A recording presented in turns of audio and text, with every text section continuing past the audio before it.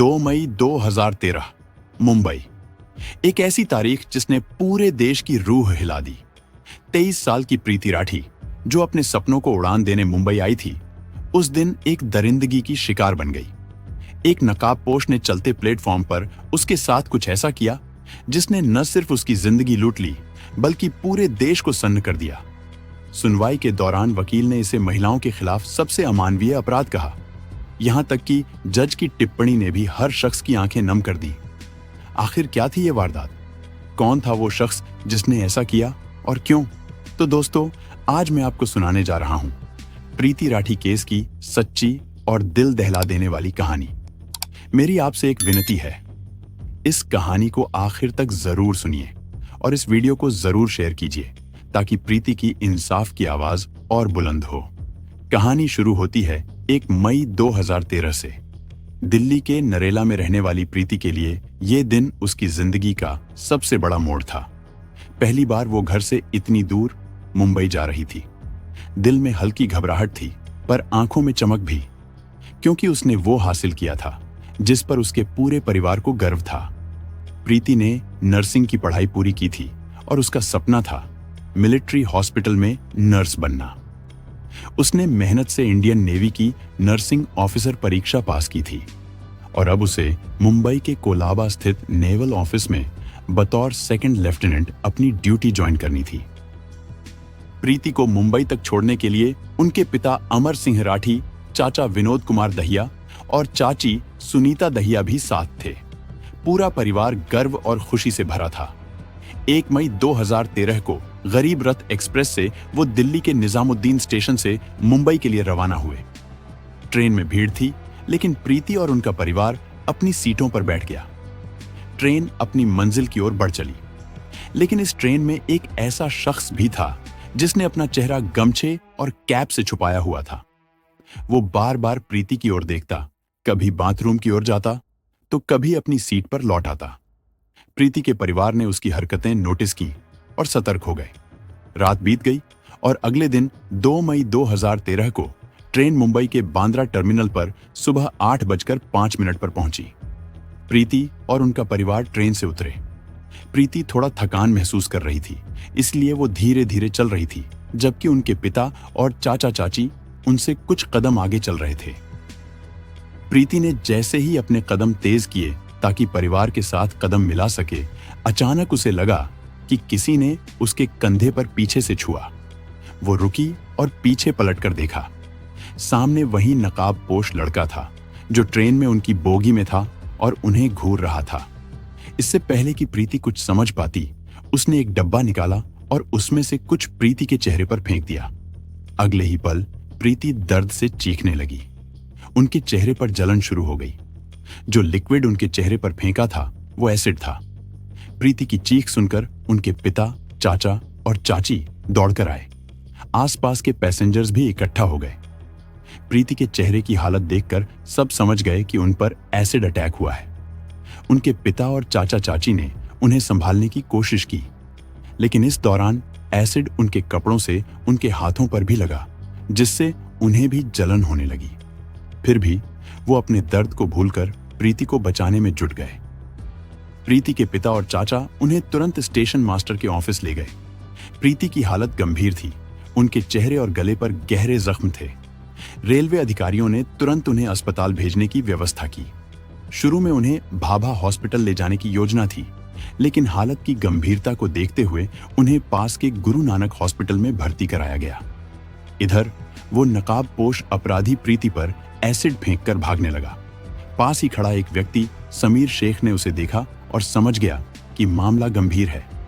समीर ने उस डब्बे को उठाया जिसमें से एसिड फेंका गया था, लेकिन उसमें से कुछ बूंदें उसके हाथों पर भी गिरी। उसने तुरंत डब्बा फेंका और चिल्लाया, सलीम, सलमान, उसे पकड़ो। समीर, सलीम और सलमान, ये तीनों उस नकाबपोश के पीछे भागे, लेकिन वो भीड़ में चकमा देकर भाग निकला। गुरु नानक हॉस्पिटल में प्रीति का इलाज शुरू हुआ, लेकिन वहां बर्न यूनिट की कमी थी। उनकी हालत इतनी गंभीर थी कि उनकी आवाज चली गई थी। चेहरा और गला बुरी तरह जल चुका था। कुछ देर बाद उन्हें मसीना हॉस्पिटल रेफर कर दिया गया। पुलिस ने मौके पर पहुंचकर पंचनामा शुरू किया और समीर शेख के बयान दर्ज किए। समीर के जख्म हल्के थे, इसलिए उसे जल्दी छुट्टी मिल गई। मसीना हॉस्पिटल में प्रीति की हालत बिगड़ती जा रही थी। वो बोल नहीं पा रही थी, लेकिन उन्होंने हिम्मत नहीं हारी थी। उन्होंने डॉक्टर से इशारे से पेन और पेपर मांगा और उस पर लिखकर बताया। इस बीच पूरे देश में इस घटना की खबर फैल गई। लोग प्रीति के लिए दुआएं मांगने लगे और अपराधी को सजा देने की मांग करने लगे। 4 मई 2013 को एक नया मोड़ आया। प्रीति की बहन तनु को पवन कुमार नाम के एक लड़के का फोन आया, जो प्रीति का हाल पूछ रहा था। पवन बीटेक स्टूडेंट था और प्रीति से उसकी पुरानी जान पहचान थी। तनु ने ये बात अपने पिता अमर सिंह को बताई, जिन्होंने पुलिस को सूचना दी। पुलिस ने गवाहों के बयान के आधार पर बनाए गए स्केच को प्रीति को दिखाया। प्रीति ने बोर्ड पर 3 नाम लिखे, सत्यम, अंकुर और पवन कुमार। उन्होंने बताया कि स्केच वाला शख्स इनमें से कोई एक हो सकता है। पवन कुमार के फोन और प्रीति के बयान के आधार पर पुलिस ने उसे शक के दायरे में लिया और 9 मई 2013 को उसे गिरफ्तार कर लिया। लेकिन जांच में एक बड़ा खुलासा हुआ। प्रीति के पिता ने अपने स्तर पर पता लगाया कि जिस दिन घटना हुई, पवन कुमार मुंबई में था ही नहीं, वो रोहतक में था। पुलिस ने पवन की फोन लोकेशन हिस्ट्री चेक की और ये बात सही निकली। ये पुलिस की नाकामी थी कि ये जानकारी उन्हें पहले नहीं मिली। प्रीति के पिता ने कोर्ट में रिट पिटीशन दायर की और मामले की जांच सीआईडी मुंबई को ट्रांसफर करने की मांग की। मामले को देखते हुए कोर्ट ने उनकी मांग मान ली। सीआईडी ने जांच शुरू की और प्रीति के रिश्तेदारों से पूछताछ शुरू की। एक रिश्तेदार ने बताया कि प्रीति के पड़ोस में रहने वाला अंकुर पवार प्रीति से एक तरफा प्यार करता था। उसने प्रीति को प्रपोज किया था, लेकिन प्रीति ने साफ मना कर दिया था। अंकुर ने प्रीति से शादी की जिद की, लेकिन प्रीति ने उसे फिर ठुकरा दिया। इसके बाद अंकुर ने प्रीति को अंजाम भुगतने की धमकी दी थी। पुलिस ने अंकुर पवार को पूछताछ के लिए बुलाया। पूछताछ में अंकुर पहले से ही घबराया हुआ था और अपने बयान बार बार बदल रहा था। पुलिस ने नोटिस किया कि उसके दोनों हाथों पर जख्म के निशान थे, जो एसिड से होने वाले जख्मों जैसे ही थे। इस शक के आधार पर 17 जनवरी 2014 को अंकुर को मुंबई लाया गया। पुलिस ने जब सख्ती से पूछताछ करी तो उसने कबूल किया कि वो प्रीति से प्यार करता था और शादी करना चाहता था, लेकिन प्रीति के मना करने और नेवी में नौकरी हासिल करने से उसे जलन हुई। उसके घरवाले भी उसे ताने मारते थे क्योंकि वो बेरोजगार था।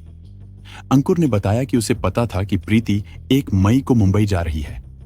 उसने ट्रेन में प्रीति पर एसिड फेंकने की प्लानिंग की, लेकिन भीड़ और प्रीति के परिवार की सतर्कता की वजह से उसे मौका नहीं मिला। उसने सुबह 4 बजे ट्रेन के टॉयलेट के पास इंतजार भी किया, लेकिन प्रीति वहां नहीं आई। आखिरकार बांद्रा स्टेशन पर मौका मिलते ही ट्रेन उसने प्रीति पर एसिड फेंक दिया। पुलिस ने अंकुर के खिलाफ सबूत जुटाने शुरू कर दिए।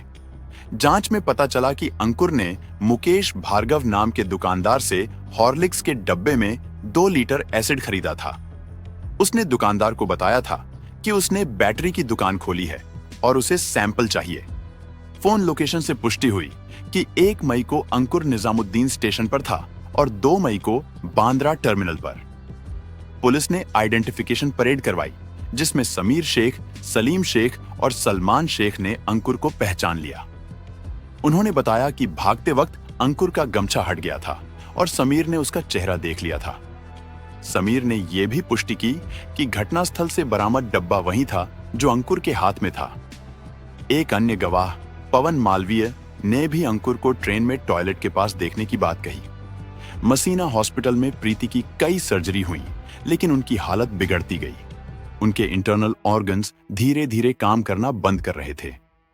डॉक्टरों ने उन्हें बॉम्बे हॉस्पिटल रेफर किया, जहां देश के टॉप स्पेशलिस्ट्स की टीम ने उनका इलाज शुरू किया। सरकार ने भी प्रीति को बेहतर इलाज देने की हर संभव कोशिश की, लेकिन सारी कोशिशों के बावजूद 1 जून 2013 को प्रीति की दिल की धड़कन रुक गई और वो इस दुनिया को छोड़कर चली गई। प्रीति की मौत की खबर ने पूरे देश में गम और गुस्से की लहर दौड़ा दी। उनके शव को पोस्टमार्टम के बाद दिल्ली लाया गया। परिवार ने सीबीआई जांच की मांग की और अंतिम संस्कार करने से इनकार कर दिया। एक प्रदर्शन रैली निकली और सरकार के आश्वासन के बाद प्रीति का राजकीय सम्मान के साथ अंतिम संस्कार किया गया। पुलिस ने अंकुर पवार को मुख्य आरोपी बनाते हुए चार्जशीट दाखिल की। केस की सुनवाई special city civil and session court, greater Mumbai में शुरू हुई। सुनवाई के दौरान अंकुर को कोर्ट में लाया जाता था, जहां वो बेशर्मी से मुस्कुराता और कभी-कभी विक्ट्री साइन दिखाता। पुलिस ने 37 गवाह पेश किए, जिनमें समीर, सलीम और सलमान ने अंकुर की पहचान की। सबूतों और गवाहों के आधार पर कोर्ट ने अंकुर पवार को आईपीसी की धारा 302 हत्या और 326 बी एसिड अटैक के तहत दोषी पाया। उसे मृत्यु दंड की सजा सुनाई गई, साथ ही 5,000 रुपए का जुर्माना लगाया गया। यह भारत में पहला मौका था जब किसी एसिड अटैकर को मृत्यु दंड की सजा मिली। स्पेशल पब्लिक प्रोसिक्यूटर ने इसे महिलाओं के खिलाफ अब तक की सबसे बड़ी हैवानियत करार दिया। जज ने टिप्पणी की, प्रीति का चेहरा इतनी बुरी तरह जल चुका था और वो इतना बिगड़ चुका था कि अगर उस दिन प्रीति अपना चेहरा देख लेती तो शायद उसी दिन मर जाती। लेकिन हैरानी की बात तो ये थी कि अंकुर ने इस फैसले के खिलाफ बॉम्बे हाई कोर्ट में अपील की। जून 2019 में जस्टिस वीपी धर्माधिकारी और जस्टिस पीडी नायक ने सजा को उम्र कैद में बदल दिया। ये फैसला सुनकर प्रीति का परिवार पूरी तरह टूट गया। प्रीति और उनके परिवार के दर्द के सामने ये सजा कुछ भी नहीं थी। प्रीति की हंसी, उनके सपने और उनकी हिम्मत को एक पल में छीन लिया गया। अंकुर पवार जैसे शख्स ने न सिर्फ प्रीति की जिंदगी खत्म की, बल्कि उनके परिवार को भी गहरे जख्म दिए। सवाल यह है कि क्या ऐसी हैवानियत को रोकने के लिए हमारी व्यवस्था काफी है? क्या प्रीति को पूरा इंसाफ मिला? आपके हिसाब से इस केस में क्या सजा सही थी? कमेंट में जरूर बताएं। अगर आपको ये कहानी पसंद आई हो तो आप ऐसी ही एक और कहानी देख सकते हैं।